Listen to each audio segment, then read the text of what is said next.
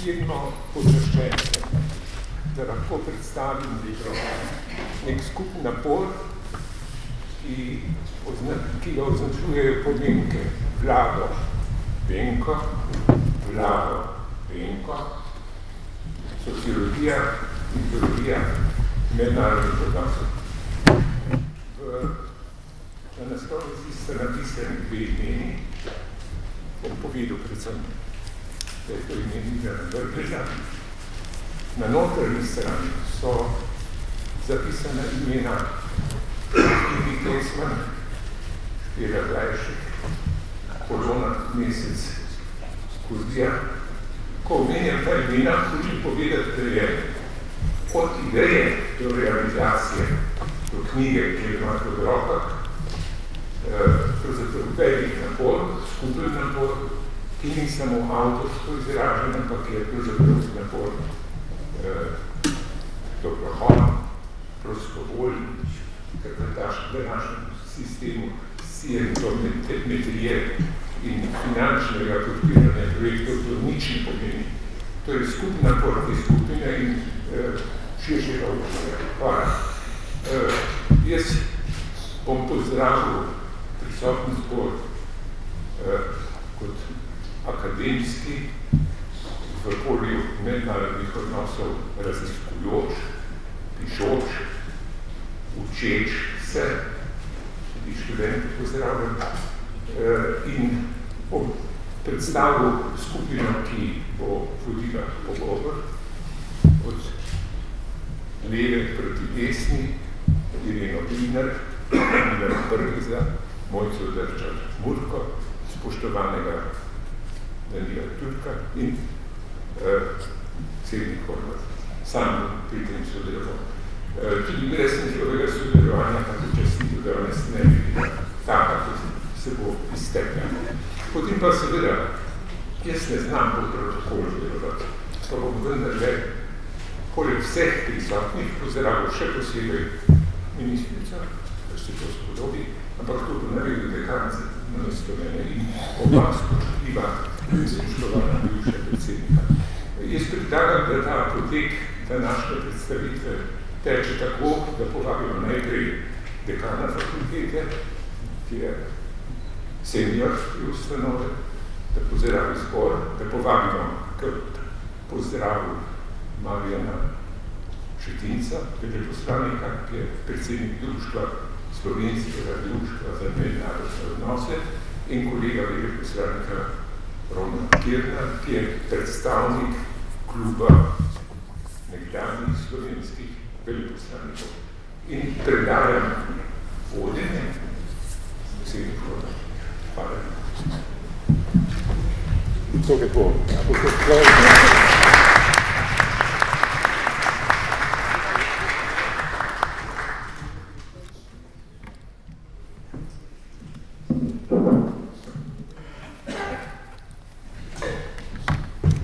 Spoštovana ministrica, spoštovana nekdanja predsednika Republike Slovenije, spoštovani nekdanji ministri za zunanje zadeve in za obrambo, spoštovani veleposlaniki, spoštovani nekdanji veleposlaniki in v bistvu moram reči, da sploh ne vem, koga še poimensko pozdravim, ker je množica pomembnih in uglednih imen impresivna za predstavitev knjige.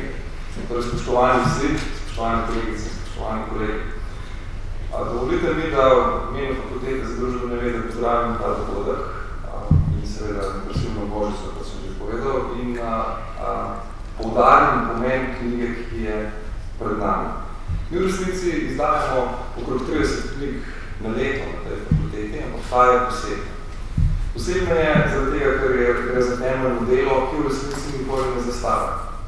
Posebna je zaradi tega, ker je njena vsebina igra kompasno vlogo v današnjem, skoraj da malce že ponorelem svetu v mednarodnih odnosih.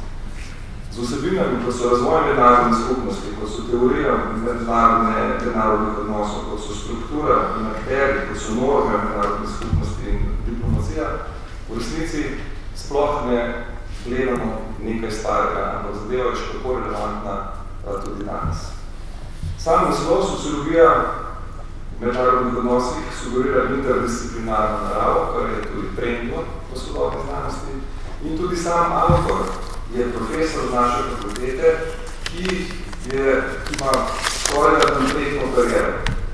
Šel je od partizana, ilegalca, obveščevalca, uslužbenca, ministrstva za zunanje zadeve, diplomata, sodnega tolmača iz švedščine v slovenščino, kar sem sam uporabil kot doktorski študent 50 let nazaj.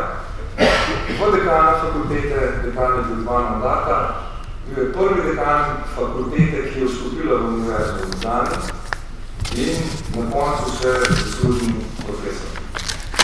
Jaz bi se zahvalil posebni ekipi, ki je pripravila in modernizirala to delo, torej zahvalil se profesorju Tošu in profesorju Brglezu za razmišljal. Milano bi se še posebej zahvalil za analitično in kritično uvodno študijo. In v zaključnem delu imamo še profesore Vučene in profesore Šarkoče, ki sta ravno tako mašnico na to zaprla ta paket na zmeren način.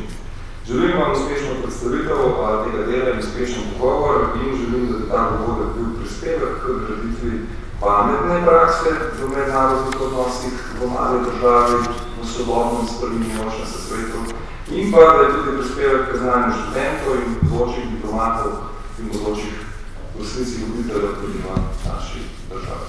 Toliko z moje strani.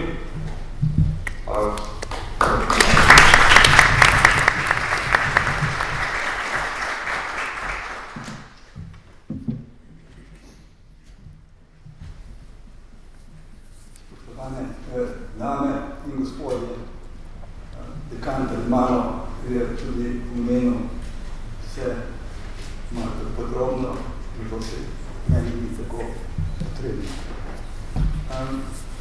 Te dni se govori samo, da nogomet združuje ljudi. To je tudi sporočilo Kristjana Ronalda. Ampak tudi knjiga združuje ljudi. Tako je naše 3 institucije danes združila knjiga profesorja Vlada Benka. Čeprav profesora Benka že desetletje ni med nami in je pred nami njegova knjiga. Zahvala seveda gre profesor Maliko Toško in Milanu Brglezu. Sociologija in teorija mednarodnih odnosov je naslednica in preko nadgraditev zelo cenjene in upoštevane knjige zgodovina mednarodnih odnosov, ki je profesor Beko napisal leta 1997. Jaz mislim, da se s to knjigo zaokrožuje znanstveni opus profesorjega raziskovalnega in akademskega dela. Verjamem, da bo knjiga, ki je pred nami, zanimala naše članstvo Slovenskega društva za mednarodne odnose, nedvomno pa tudi širšo javnost. Veseli me, da je v izidu knjige prišlo do današnjega dogodka, zato se lahko naprej veselimo razprave v našem prostoru. Hvala lepa.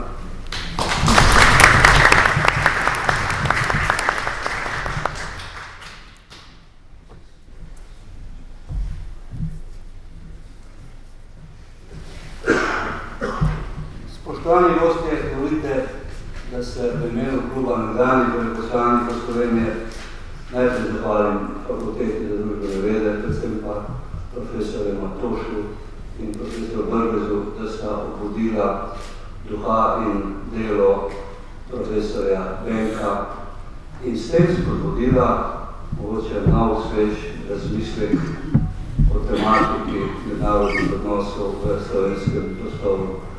Tako med tistimi, ki smo že pri tem nekaj izkusili, zlasti pa med množico mladih študentov, ki se s to problematiko še soočajo. Današnji dogodek vidim kot poklon Vladu Benku, kot poklon njegovi dediščini na področju študija mednarodnih odnosov v slovenskem prostoru. Zakaj je bilo tako pomembno in vredno spomina? Spomnimo se, Za Slovence, živeče v avstrijski državi in kasneje v Jugoslaviji, je veljalo, da nimajo razvite lastne državotvornosti in posledično šibko poznavanje mednarodnih odnosov in zunanje politike. Zunanje politični pogled pa je segal nekje od Trsta, Celovca in Dunaja. Zasluga dr. Benka je po mojem mnenju predvsem dvojna. Ustvaril je temelje za študij mednarodnih odnosov in s tem utrl pod slovenski znanosti in stroki na področju mednarodnih odnosov. In drugič, to se ni dogajalo v nekem praznem prostoru. Študij mednarodnih odnosov je z visoke šole za politične vede prenesel na univerzitetno raven za ustanovitev fakultete za sociologijo politične vede. S tem je institucionalno umestil študij mednarodnih odnosov v strukturo izobraževalnega sistema in s tem dal osnove za legitimiranje te problematike kot sestavni del razhoče državotvornosti Slovencev. Dejansko se je to zgodilo, ko sem v tem razmišljal eno leto, da sem sam prestopil prag te fakultete, takrat še se pa ne, in kasneje bi začel študij mednarodnih odnosov. S takim pristopom je dr. Benko med Slovenci spodbudil ambicije, želje in interes za študij mednarodnih odnosov. In ne samo to, tudi za ukvarjanje mednarodnih odnosi z zunanjo politiko v praksi, zlasti med mladimi, novopočenimi študenti mednarodnih odnosov na fakulteti. Kot nekdanji študent fakultete za sociologijo, politične vede in novinarstvo, kot nekdanji diplomat in veleposlanik, lahko rečem brez pretiravanja, da nas je dr. Benko poslal v Beograd in v svet z zelo solidnim predznanjem mednarodnih odnosih in zunanji politiki, kar nam je krepilo občutek samozavesti in enakovrednosti. Slednje, ta občutek samozavesti in enakovrednost v soočanju s tistim, kar je dotlje od Celovca in Dunaja, se je pokazalo kot nekaj izjemnega, čeprav do dan danes v slovenski družbi še nepriznanega pomena, ko smo se Slovenci opogumljeni in opolnomočeni v jeku globokih političnih sprememb v Evropi in Jugoslaviji konec 80-ih let prejšnjega stoletja začeli ozirati po Evropi, ki je svojo dinamiko integracijskih procesov odpirala novo perspektivo tudi slovenskemu narodu. To so zasluge Benka. Hvala lepa.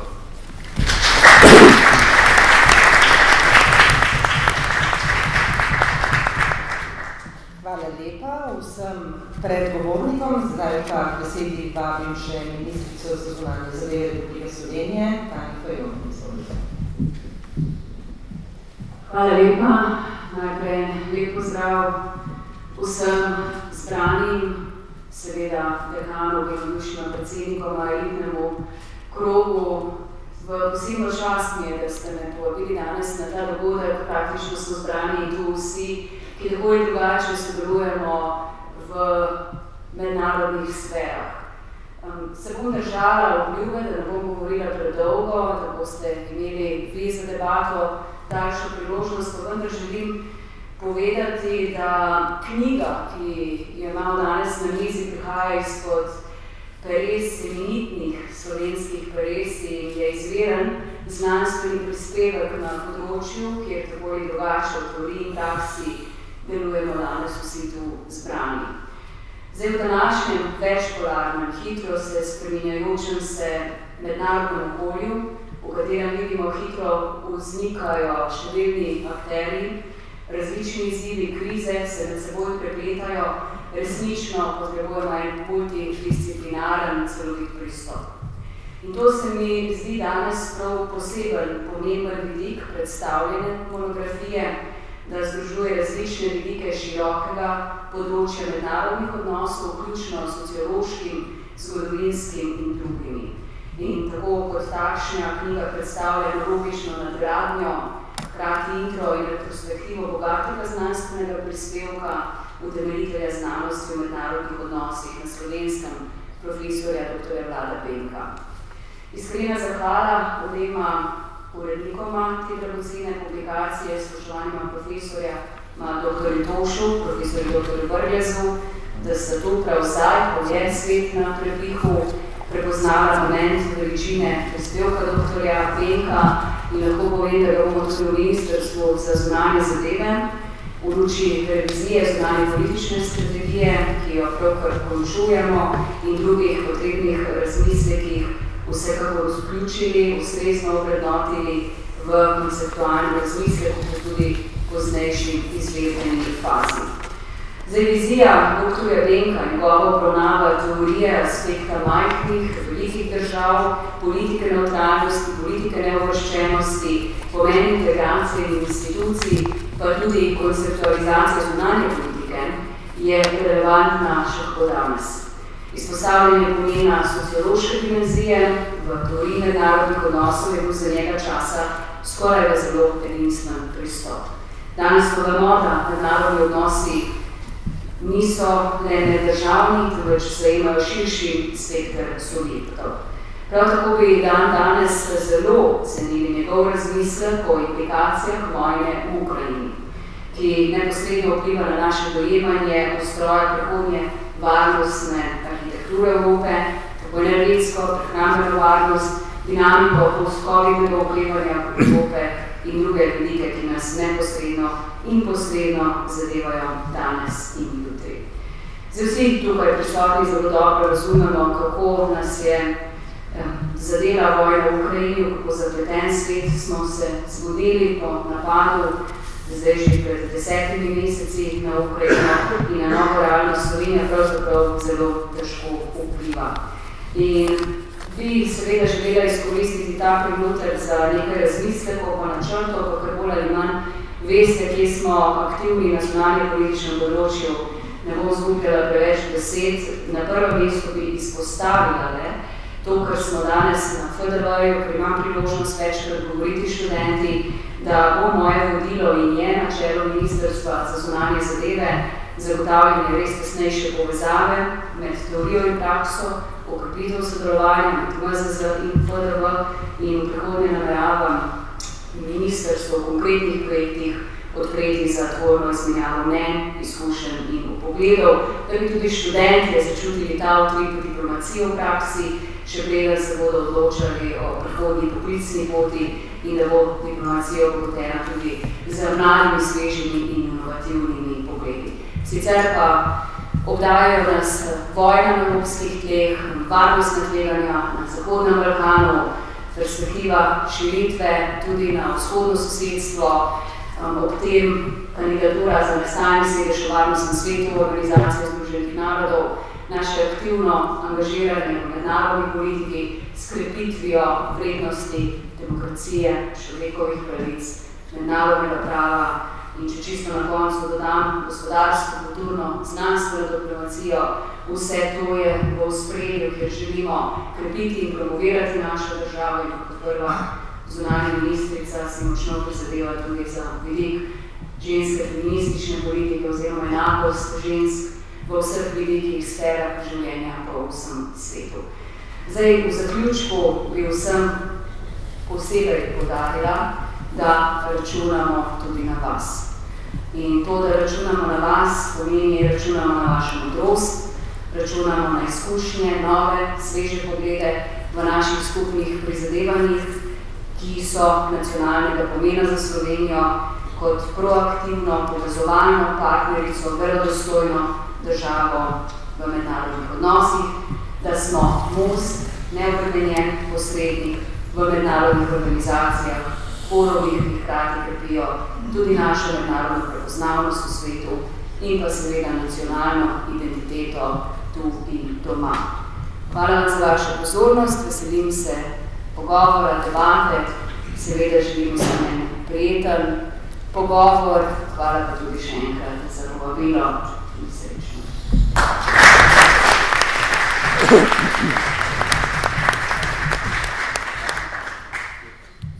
Hvala lepa. Torej, z našimi cenjenimi gosti bomo skušali v naslednje dobre pol ure, pravzaprav imamo še na voljo, razpravljati o umestitvi Vlada Benka v teorijo mednarodnih odnosov, o sodobnosti Benkovega pristopa, o Sloveniji in vojni v Ukrajini in seveda nekaj bi tudi želeli izvedeti o Vladimirju Benku, o profesorju Benku in njegovi drži pred davnimi, za nekatere pa ne tako davnimi leti, torej še v prejšnjem sistemu. Po nekatere odgovore bomo skočili tudi med občinstvo k profesorju Tošu, ki je zelo dolgo seveda profesorja Benka tudi poznal in nekatere aspekte pozna tudi on najbolje. Najprej pa bi dala besedo souredniku te knjige, profesoru Milanu Brglezu, in prosim vas, če za začetek umestite torej Vlada Benka v teorijo mednarodnih odnosov. Še posebej bi se navezala na tisti stavek v predgovoru, ko pravite vnovič ali vsaj enkrat zares preštudirati Benka. Ne? Torej, v čem je ta originalnost, ta pomen Vlada Benka, zakaj moramo to knjigo vzeti v roke? Ja, najlepša hvala. Zakaj mnovič študirati Benka? Lahko rečem, tudi izhajam iz svoje izkušnje. Moja prva izkušnja, preden sem šel v razred, je bila v tem, da sem študiral 5 strani njegovih, 6 ur, zato da sem lahko približno 45 minut smiselno govoril. Toliko je bilo namreč zajeto v temi, ki se je reklo teritorializacija, torej sam začetek mednarodne skupnosti. Torej, Benko ima kompleksen slog, bil je dober marksist, v smislu res je študiral te avtorje. Ja, ne tako zgolj približno, tako kot je vsakdo mogel v tistem sistemu navajati, ampak on je to dejansko počel. In v marsičem se je na drugi strani zgledoval tudi po Aronu, enem najhujših kritikov marksizma, za katerega je bilo pa absolutno jasno, da je Marksa preštudiral bolje najverjetneje kot tisti, ki so ga zagovarjali. Tako da imamo tu eno tako kompleksno zadevo. Iz tega vam bi človek rekel, ja, v eni strani je bil marksist, in se je prizadeval za marksistično razumevanje. Če bi gledal, kako se je sam umeščal, bi se najverjetneje umestil kot historična sociologija, bi bil tisti njegov končni domet, kamor je pravzaprav njegova zadeva privedla. Vsekakor je bil pa kritik realizma, tudi liberalizma, hkrati pa nikakor ni pristajal, da je tisto, kar je marksizem ponujal, zadosti za teorijo mednarodnih odnosov. Torej, zelo odprt glede vseh teh zadev in sam njegov pristop in celovitost, ki ga je treba gledati, ta knjiga je zgolj en del tega, ne? V bistvu vse skupaj izhaja iz velike knjige mednarodnih odnosov, kjer imate tudi zgodovino, kjer je sociologija, kjer je znanost in s tem tudi zunanja politika. In če hočeš vse to nekako pravilno razumeti, moraš celoto brati.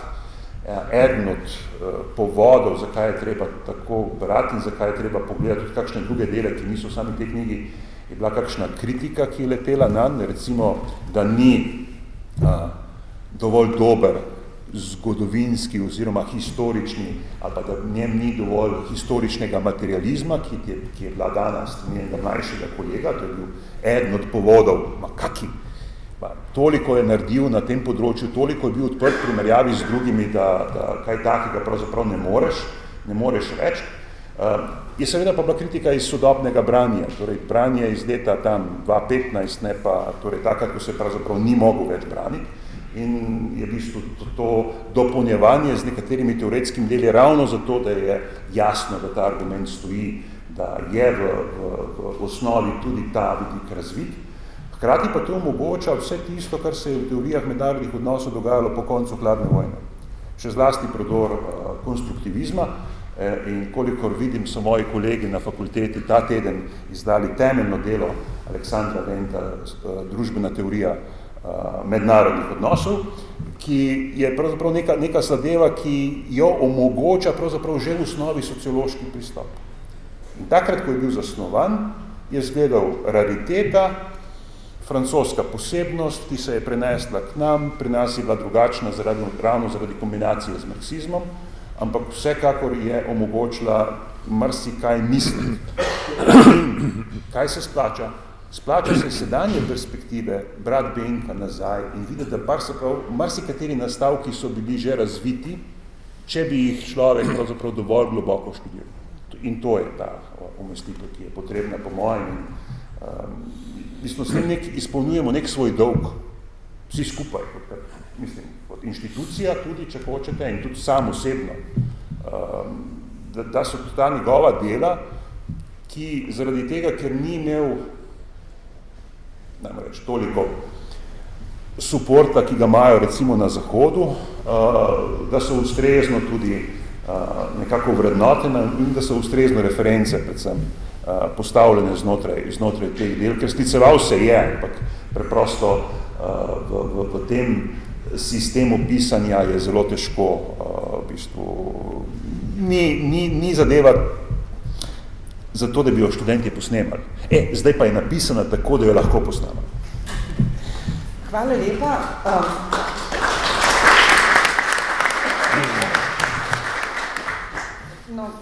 Kot seveda lahko opazite, je profesor Toš zelo interdisciplinarno zastavil tudi tole omizje. Zato bo seveda zelo zanimivo zdaj slišati. Imamo pravnika, novinarko, specialistko za evropsko povezovanje in tako naprej. Zanima me, bom začela kar pri vas, gospod Jörg, kako ste vi kot pravnik in nekdo z bogatimi mednarodnimi in seveda tudi notranje slovenskimi izkušnjami brali morda vnovič to knjigo? Hvala lepa. Torej, to je vsekakor imeniten dogodek. Že po sestavu, ki ga vidim tukaj, kaže, da je Vlado Benko dosegel svoje. Dosegel široko priznanje, široko spoštovanje in izjemen dosežek objave neke kompletne, urejene verzije njegovega dela po njegovi smrti. To je velika stvar. Zdaj, moj pristop je nekoliko bolj specifičen in je oseben in je povezan s tem, da sem študiral pravo in kot podiplomski študent mednarodnega prava sem se seveda zanimal za vprašanje mednarodne skupnosti, ki jo Vlado Benko obširno obravnava. In med pravniki je tako, da vejo, so staro pravilo iz rimskega prava, ubi societas ibius, kjer je skupnost je tudi pravo. Mi smo zelo ponosni na normativno pomembnost, ki ima norme v vsaki družbi. In seveda tudi vemo, da so vodilni misleci mednarodnega prava to vprašanje naslavljali in so ga naslavljali tako rekel zelo suvereno. Med njim je meni najbolj všeč Christian Wolff, to je profesor sociologije in filozofije in prava, ki je leta 1749 objavil delo z ambicioznim naslovom Ius Gentium Methodo Scientifica per Tractatum, to pravi mednarodno pravo, znanstveno povedano.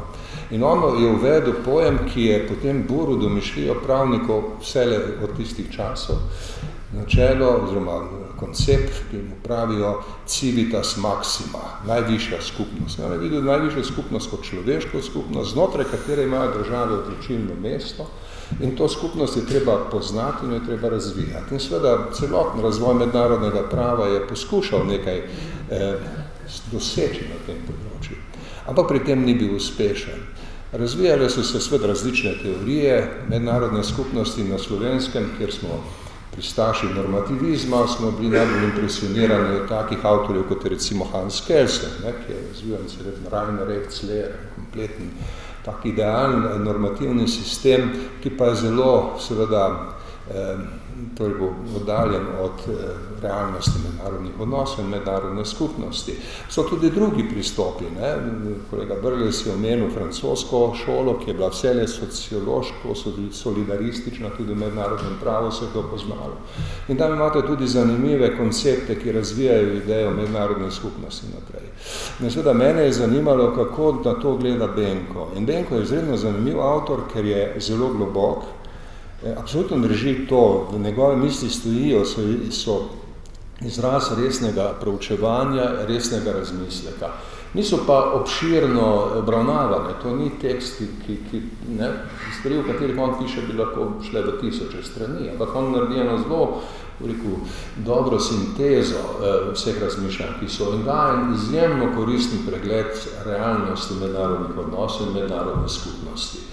To je dobro, kajti, veste, v mednarodnem pravu se je v 20. stoletju potem zgodilo to, da pravniki, ki so bili razočarani nad brezplodnostjo iskanja mednarodno pravnega odgovora na vprašanje, kaj je mednarodna skupnost, so postali realisti. Najbolj značilno Hans Morgenthau, pravnik napisal izvrstna dela, potem je postal avtor najpomembnejše realistične teorije, Politics Among Nations.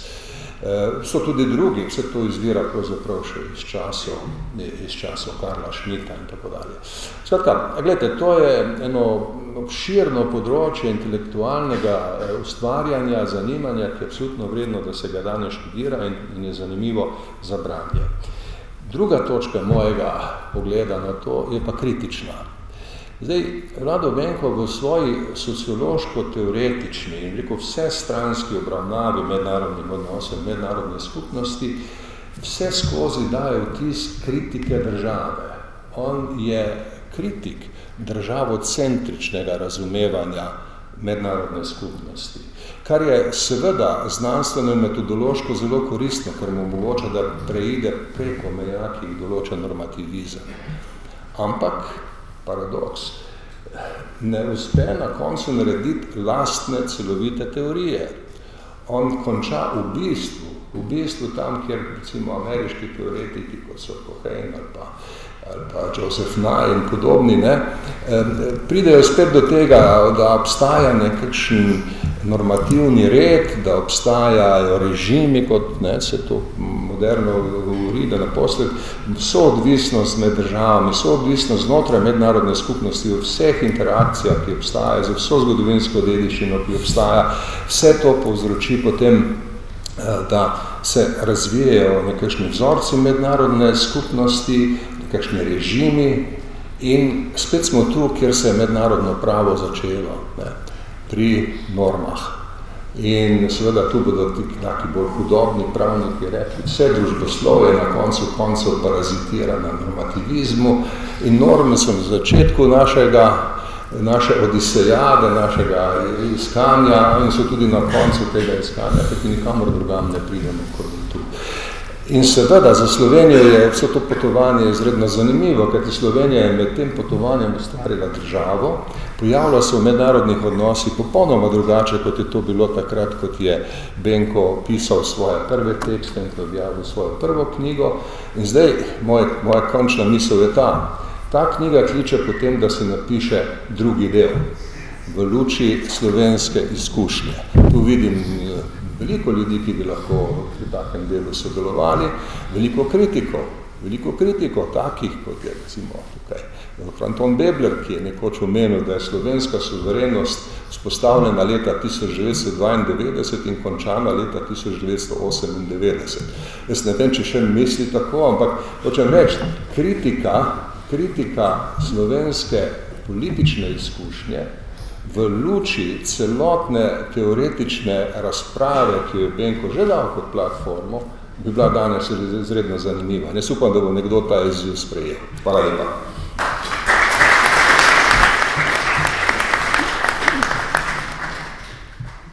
Gospa Mojca Drčar-Murko, pravzaprav enako vprašanje tudi vas.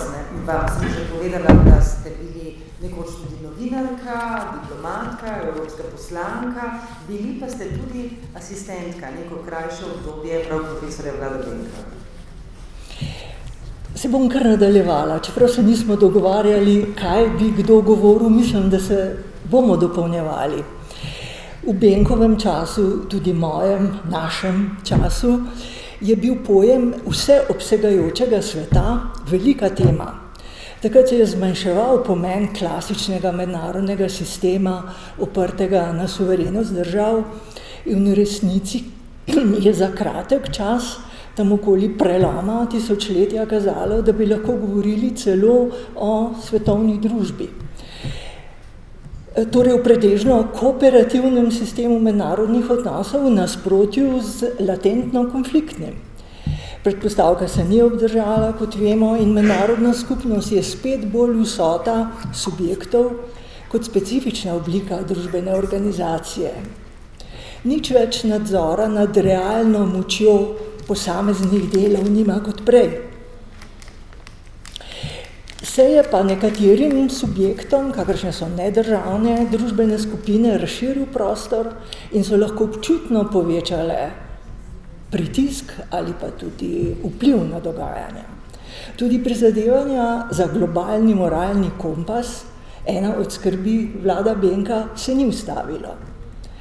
V pol stoletja, se pravi ustvarjalnega obdobja profesorja Vlada Benka, pa so se izhodišča le močno spremenila. Razmerje med razvitim središčem kapitalističnega gospodarstva in njegovo periferijo ni več stalnica, ampak spremenljivka. Globalizacija kot koncept vzajemne, zlasti visokotehnološke odvisnosti, je krožnica. Država iz periferije lahko, če se prekrijejo ugodne okoliščine, preuredi tako, da sama postane center.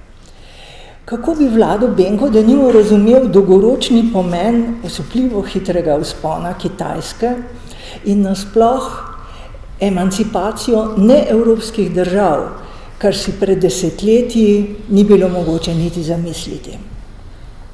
Zagotovo bi se vprašal, ali se je že kdaj v zgodovini zgodilo, da bi dominantna sila brez boja predala primat vzpenjajočim se konkurenčnim silam. Se je sprememba na krmilu že kdaj v zgodovini zgodila brez resnih, tudi vojaških konfliktov, ko ogroženi hegemon z vsemi sredstvi brani pridobljeno prevlado. Odločitev Kitajske za specifično geopolitiko bi verjetno videl kot poskus preureditve razmerja med dominantnim centrom, kar so po dejanski ekonomski in vojaški moči nedvomno Združene države Amerike, in periferijo. Kitajska meni, da lahko zamaje geostrateško središče sveta z enormnimi infrastrukturnimi investicijami v državah, ki ležijo ob zgodovinskih evrazijskih transportnih poteh. Izgradnja 1000 milijard dolarjev vredne nove svilne poti je načrt preureditve Evrazije, ki mu že pravijo civilizacijski projekt za 21. stoletje in nima para v zgodovini. Po klasični realistični teoriji mednarodnih odnosov Kitajska s tako razlago nacionalnih interesov ogroža vrhovni geopolitični cilj Združenih držav Amerike in tega je v političnem jeziku tudi vsaj dela Zahoda in tega je v političnem jeziku zlahka mogoče predstaviti celo kot sovražni naskok na svetovno ureditev. Če torej Vlada Benka obramba statusa quo dominantne sile ne bi presenetila, kako pa bi gledal na podcenitev verjetno najpomembnejšega poduka iz kriz po pojavu jedrskega orožja, znanega s kraticami MAD, Mutual Assured Destruction. Za Benka je mednarodni mir vrhovna vrednost. Upravljanje konfliktov naj mu bo vselej podrejeno, tudi ko gre za mirnodobno pridobivanje vpliva in moči. Politično tvegano je sicer zdaj med vojno v Ukrajini govoriti o racionalnosti mednarodnega miru in stabilnosti, a v smislu Benkovih pogledov na njo bi bilo prav zaradi zgodovine po letu 1945 nujno upoštevati izkustva z ravnotežjem strahu pred vzajemnim uničenjem. Benko bi se verjetno strinjal z nami, če rečemo, da svetovni mir ne more nikoli v vseh pogledih postati ureditev po meri zgolj ene dominantne sile. Sicer se je zdelo, da se je z implozijo Sovjetske zveze zgodilo prav to in kratko obdobje tako tudi delovalo, vendar je bila enopolnost ves čas uprta na stabilnost svetovnih institucij, kjer je desetletja dominiral ameriški vpliv. Mislim na rezervno valuto, na vpliv Svetovni banki, na kontrolo mednarodnega plačilnega prometa, poleg vojaške moči.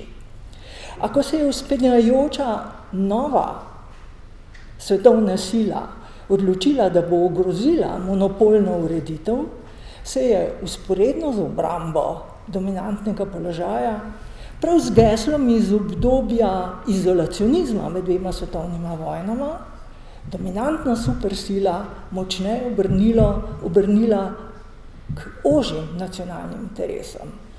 Konflikt še poteka in ne vemo, kakšen bo izid. V obeh primerih bo vplival na mednarodne odnose. Tu bi morda Benko ponovno prebiral teoretike in praktike realistične šole. Mislim na Georgea Kennana, Henryja Kissingerja. Pogled pa bi dopolnil sociološkim pogledom zelo cenjenega Raymona Arona skozi njegove zgodovinske leče. In kaj bi ugotovil? Ne mara to, da Zahod ni upošteval pomena Centralne Azije v geopolitiki Rusije. Tudi to, da Kitajska ponavlja evropska zgodovinska izhodišča Great Game, le da jih zdaj obrača v korist osrednjeazijskih držav v potencialno škodo Evrope. Pa da se rusko-kitajski interesi nujno ne prekrivajo, saj Kitajska geopolitično interpretira vojno v Ukrajini kot spopad posrednikov, katerega se ne želi vključiti, a se zaveda, da vojni vložek Združenih držav Amerike velja njej. Bi bilo torej treba ponovno študirati teorijo miroljubne koeksistence, praktičnega in teoretičnega gesla nekaj desetletij blokovskega konflikta, ki se je v novi geopolitični situaciji pojavil kot možna rešitev. Zdaj sicer ne gre za koeksistenco med državami z različnimi družbenimi, ekonomskimi sistemi, ampak še vedno za države z različnimi razvojnimi cilji, z različnimi nivoji človekovih pravic, z različnimi realnimi, zemljepisnimi in drugimi dejstvi in miroljubna koeksistenca med njimi je aktualna beseda. Kaj ni povedno, da jo sredi zdajšnje mednarodne krize izreče prav praktični in teoretični utemeljitev realistične šole Henry Kissinger, z njim pa bi se verjetno strinjal tudi Raymond Aron. Takole pravi: dve največji svetovni gospodarstvi bi morali paziti, da se ne spopadete zaradi enega konfliktnega interesa, saj je njuna vzdržnost ključna za svetovni mir in stabilnost. Izogibati bi se morali drsenju v permanentno konfrontacijo, med katero se stopnjujejo drugi tleči konflikti, se njihove krivulje lahko nenadejeno združijo in tudi nenačrtovano eskalirajo v svetovni spopad. Če je bil cilj vložka celotnega Zahoda v podporo Ukrajini vse od leta 2008 uničenje gospodarstva oziroma vojaške moči Rusije, to pa v funkciji zadrževanja tehnološkega predora Kitajske k svetovnemu vrhu, ali se je mogoče zamisliti mednarodno stabilnost brez teh dveh držav? Vlado Benko je v drugem času napisal, da je za upravljanje sveta, mislim, da je uporabljal izraz vladovanje, treba imeti na voljo veliko vzvodov, a razviti tudi veliko potrpežljivosti in strpnosti, če sta vrhovni cilj svetovna mir in stabilnost. Še naprej realna možnost jedrskega spopada po zgodovinskih teorijah mednarodnih odnosov uči, da se nikoli ne bi smeli odpovedati pogajanjem oziroma mehanizmom, ki so bili vzpostavljeni prav zato, da bi jih uporabili v obdobjih kriz v mednarodnih odnosih. Prizadevanje za mir, skratka, nikoli ne sme postati tabu.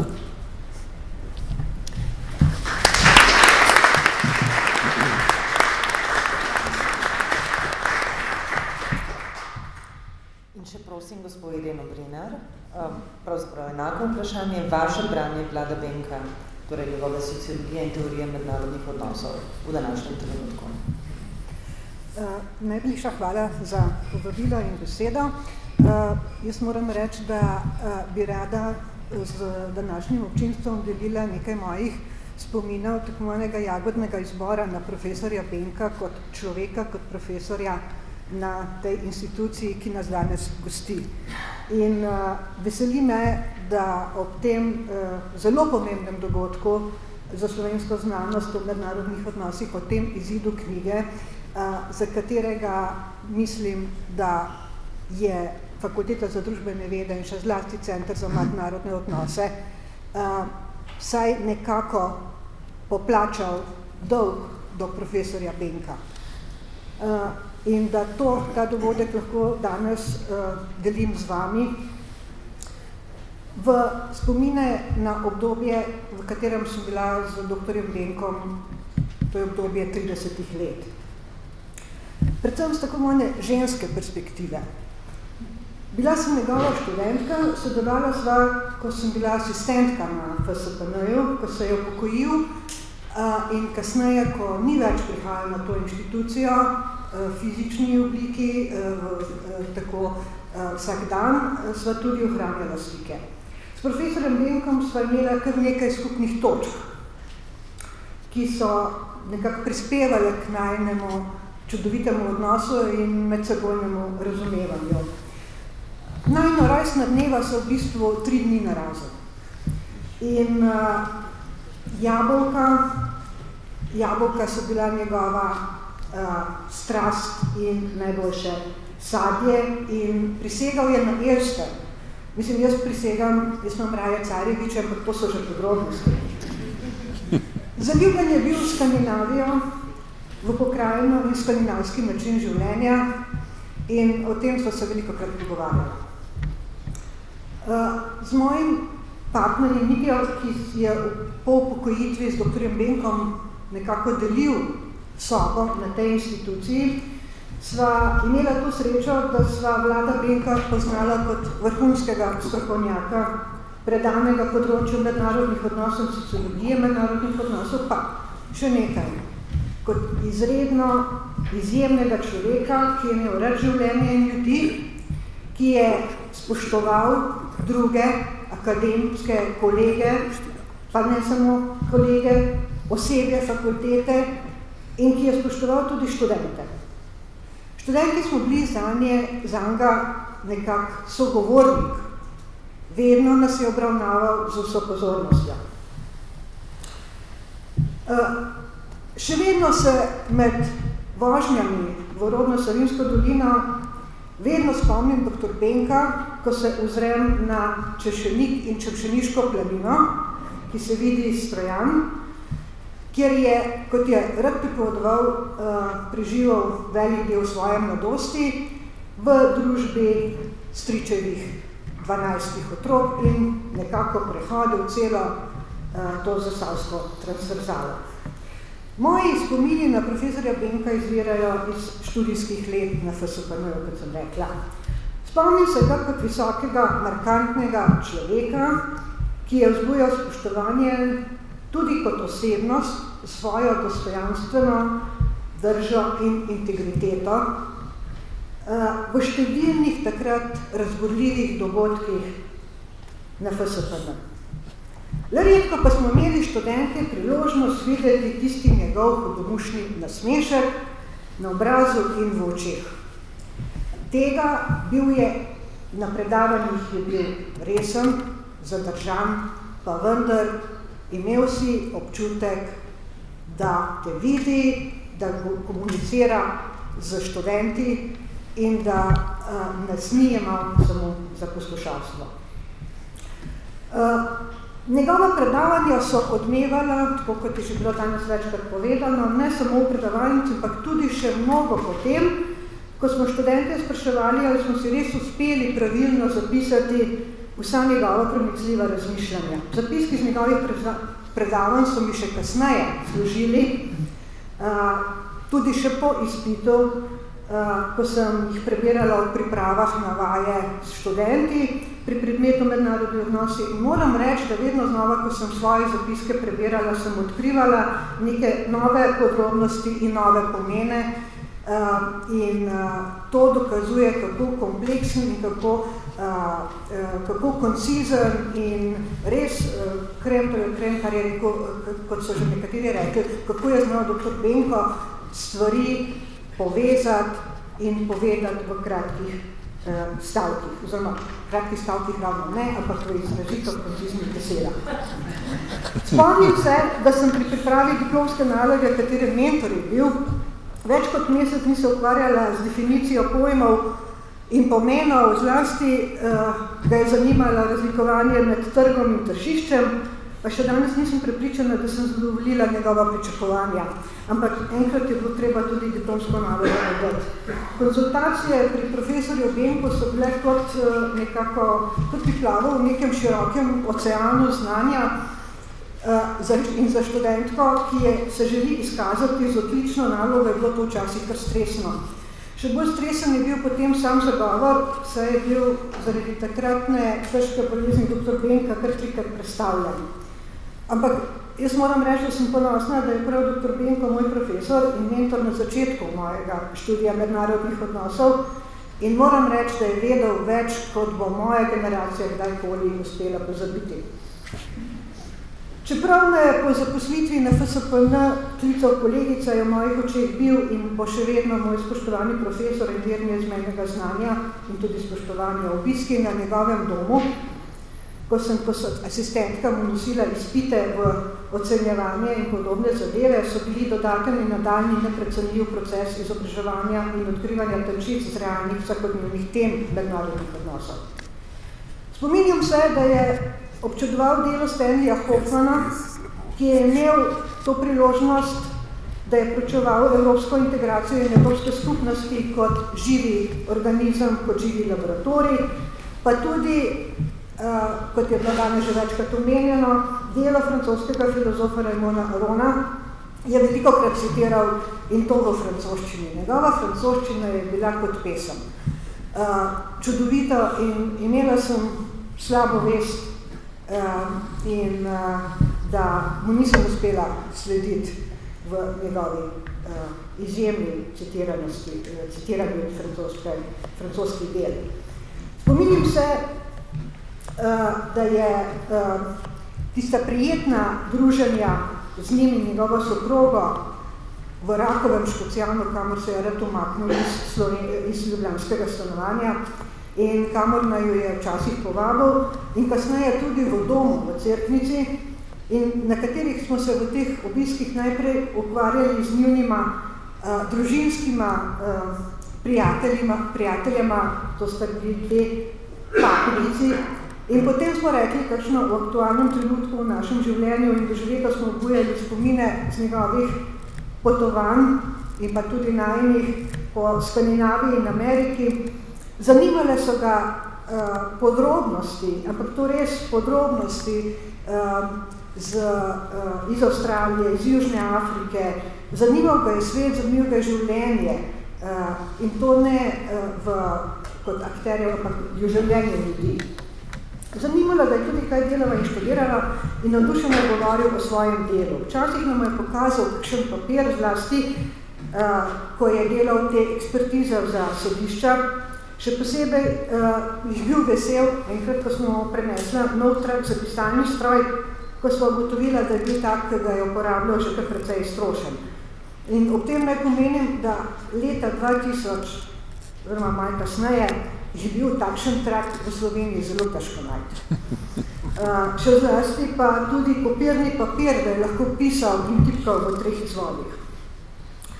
Naša srečanja so se ponavadi zaključila z daljšimi poglobljenimi, pogosto kompleksnimi razpravami in jaz moram reči, da sva imela kar srečo, da sva v teh razpravah sodelovala dva, kajti mislim, da sva samo dva lahko uspela kvalificirano razpravljati z dr. Benkom o vseh njegovih kompleksnih razmišljanjih, ki jih je imel in delil z nama. V teh pogovorih je vedno poudaril pomen etike, bolele so ga krivice in trpljenje in skrbelo ga je za prihodnost. Vedno znova naju je navdušil svojo naklonjenost do bližnjih in zlasti skrbjo za soprogo, ki je prej, dokler je lahko enako skrbno skrbela zanj, za kar je bil neskončno hvaležen, Poseben v zadnjem obdobju ga je skrbelo, kako bo z njegovo soprogo, ko zanje ne bo več mogel skrbeti, čeprav je vedno poudarjal, kako lepo hči in vnukinja skrbita zanje. Jaz prav mislim, da to življenje, ki ga je delil v svoji družini z hčerko in vnukinjo, je pripomoglo k temu, tudi veliko k temu, da imamo danes priložnost brati njegova dela. Tudi ob najnem zadnjem obisku v Cerknici smo se pogovarjali o strokovnih temah, o Skandinaviji in o strokovnih poročilih, ki jih je takrat še pisal, vendar je bilo to srečanje takrat najkrajše, ki sva jo imela, saj se je soprogo zelo hitro utrudil. In na koncu, pred tem auditorijem, moram priznati, da imam kar tudi jaz sama osebno slabo vest, ker nisem uspela izpolniti ene želje dr. Benka in pričakovan dr. Benka. In o tem so velikokrat debatirala in vedno znova me je spraševal, kdaj bo moje delo o evropskih integracijah zaključeno. In mislim, da moram ta dolg tudi izpolniti. Hvala lepa.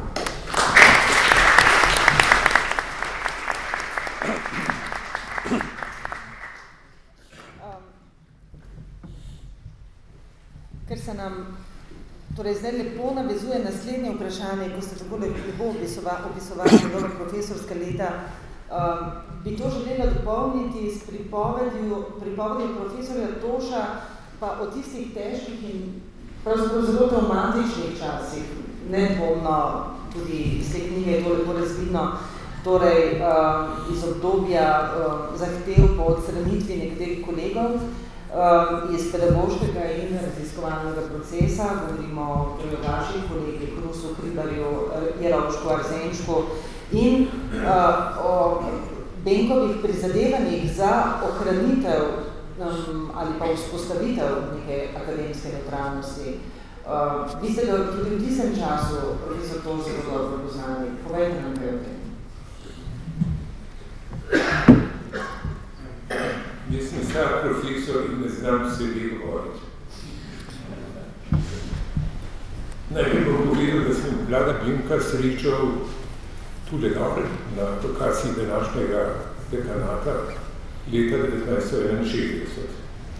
In nazadnje sem ga srečal v domu Kornicov v Cerknici 10 dni pred smrtjo. Vse obdobje od začetka do konca je bilo obdobje medsebojnega spoštovanja, sodelovanja, povezovanja, tudi podpore. Ne bom govoril vsem, kar je povedala o Benku, povedal bom glede na izziv, da je Benko kot direktor Visoke šole za politične vede leta 1967 in kot prvi direktor Visoke šole za sociologijo, politične vede in novinarstvo leta 1968 in kot prvi dekan Fakultete za sociologijo, politične vede in novinarstvo in članice univerze opravil pravzaprav izjemno delo, dal izjemen prispevek v vzpostavljanju akademske avtonomije te ustanove. Potem pa so sledile kritike, ki so opisane, če boste odprli knjigo, je njegova pripoved, ki sem jo zapisal v zadnjem srečanju z njim, ki govori sama po sebi, jaz se ne bi ponavljal. Glede na to, da sem kot podpisnik na vabilu obljubil, da bomo pogovor končali v 12, mi dovolite, da si vzamemo še nekaj minut, pa bom naredil nekaj presekov čudnih. Benko je bil izjemno resen, študiozen in visoko izobražen, klasično izobražen in humanistično usmerjen človek. Hkrati je bil zelo šegav.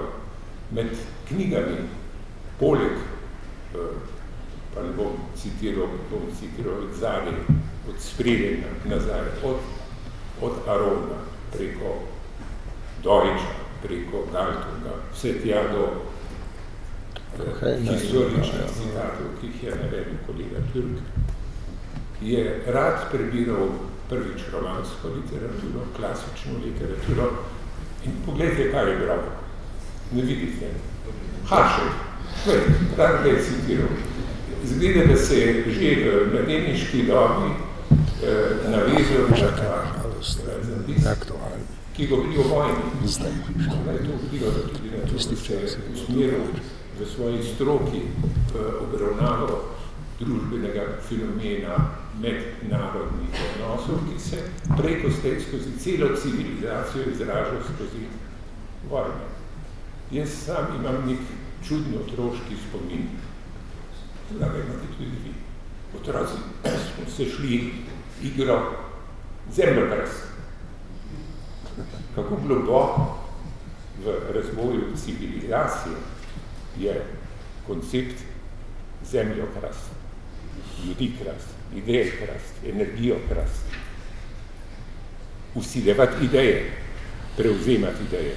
Cela civilizacija, katerakoli že daljna, vzhodna ali pa evropska, temelji pravzaprav na nenehnem spopadanju in hkrati hotenju, bi rekel, umnega dela sveta, ki ni nosilec moči in njenega obnavljanja, da bi to presegli. In Vlado Benko je pravzaprav v bistvu se posvečal temu vidiku. Iz tega nastane pravzaprav koncept znanosti o mednarodnih odnosih. Pa še nekaj. Spomnim se, da je bil leta 1966 na Svetovnem sociološkem kongresu, ne na politološkem, na Svetovnem sociološkem kongresu. Pa ni slučajno, da je potem leta 2011 izdal knjigo pod naslovom Sociologija mednarodnih odnosov, napisal kolosalno monografijo na temo Sociologija diplomacije.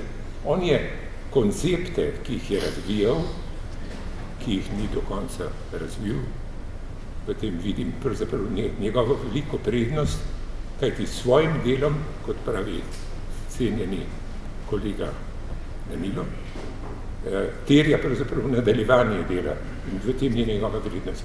On je s svojim delom pravzaprav gledal na pojave v sodobnem svetu in skozi zgodovino, pravzaprav vidno široko, historično, kot bi rekel poglobljen razmišljevalec o razsežih ekonomskega, demografskega, kulturnega, ne samo politološkega ali politsistemskega spreminjanja tega sveta. Potem pa seveda v temelju njegovega prizadevanja je mir, kot je bilo izrečeno, skozi opazovanje nenehno ponavljajočih se vojn. Tu se zdi, kot da se stvari skozi zgodovino spreminjajo.